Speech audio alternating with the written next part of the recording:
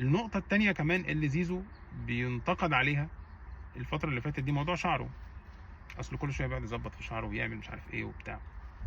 انا ما بشوفش ان هي حاجه عيب، اللعيب يهتم بنفسه في الاطار المسموح بيه. ما ينفعش تجيب زيزو تقول له ايه اللي انت بتعمله ده، لا عادي يا معلم.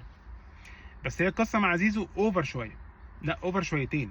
انه مثلا في ماتش السوبر الاخير بين الاهلي والزمالك، زيزو نايم على الارض بعد ما خد فاول، قاعد دقيقه ونص دقيقتين يظبط في شعره. تمام.